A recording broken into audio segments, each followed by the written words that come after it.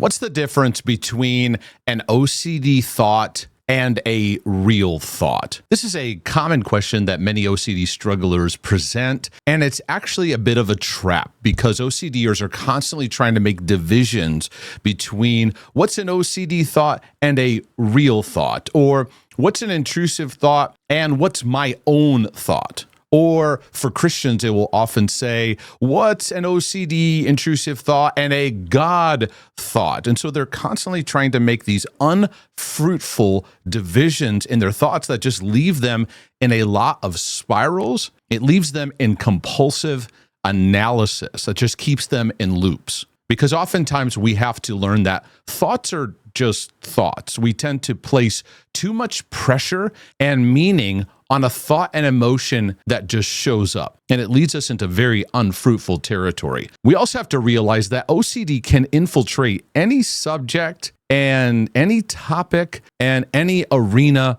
of life. But basically what OCD does is it creates disturbance. That's what obsession is. It creates a disturbance usually by fueling anxiety, doubt, and toxic guilt. This is important to keep in mind. And what it does, it pulls you into cycles of trying to, quote unquote, fix the thought. And you do this through a variety of ways, which often becomes compulsive behavior. So this thought, this subject takes center stage in your life, and it pulls you into traps of trying to fix and analyze and ruminate over that subject. The battleground of OCD can trap us into thinking that we can prevent a thought from showing up. This is a common trap that we fall into. And so what we often have to realize in our journey is we're caught in cycles over how we examine a subject. See, it's not about the thought content. That's why I teach the problem is not the problem. It's how you relate to your thoughts that actually needs help, relearning, and some training. And so what we need to learn in our journey is learning how to let thoughts and emotions pass through us. We need to learn how to walk through our fears instead of constant avoidance patterns.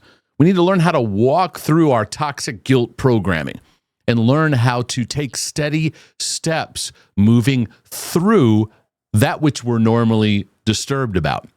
And we need to learn to starve our compulsive behaviors. Over time and with practice, we can develop emotional, relational, and mental sobriety so that we see over time the content for what it is, not worse than it is, which is usually what obsessors fall into. This takes practice, this takes learning and relearning. If this hits home for you, I encourage you to get a copy of the OCD Healing Journey,